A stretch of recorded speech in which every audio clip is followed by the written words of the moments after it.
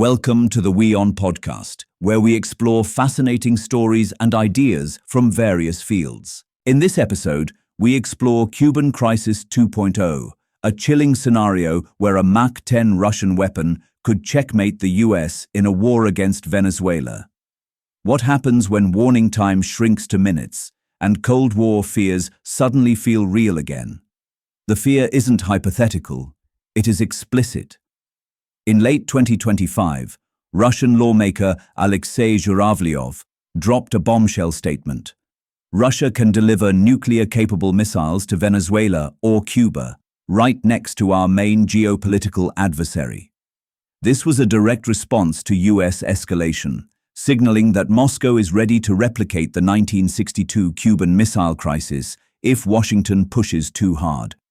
The terror of the 1962 Cuban Missile Crisis was that Soviet missiles could hit Washington in 15 minutes.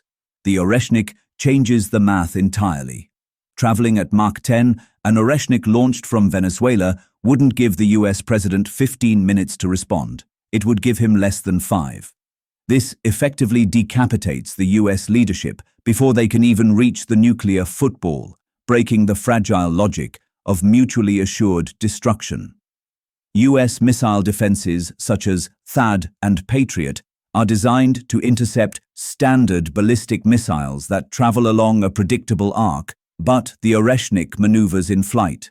The problem is that it remains in the upper atmosphere, too high for most air defenses, yet too low for space-based interceptors.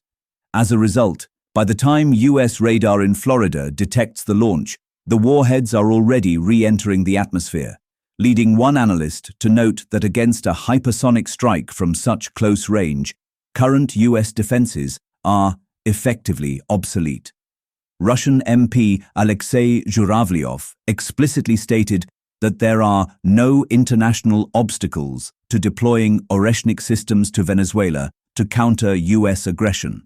He views it as a direct mirror response to the US placing long-range missiles in Germany. The logic is brutal. If you threaten Moscow from Berlin, we will threaten Washington from Caracas. Russia doesn't need to build massive concrete silos like in 1962. The Oreshnik is mobile.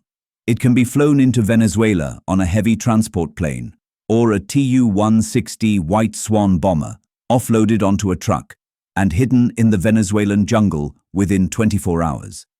This mobility makes it nearly impossible for US satellites to track and destroy in a preemptive strike without invading the entire country. For decades, the US Southern Command has focused on drug interdiction, not missile defense. The Caribbean is the soft underbelly of US defense. We have massive radar arrays facing north and west, but very few facing south. A hypersonic launch from Venezuela essentially hits the US from its blind spot, bypassing the dense sensor networks protecting the East Coast. If Putin moves Oreshnik missiles to Venezuela, it forces the US into a binary choice: total war or total capitulation. The US cannot live with a 5-minute gun to its head. This is why analysts call it Cuban Crisis 2.0, because the only way to remove them might be a naval blockade or a direct invasion, risking World War III that both sides have tried to avoid for 80 years.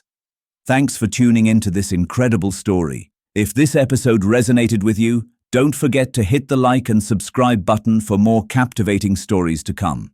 Stay tuned.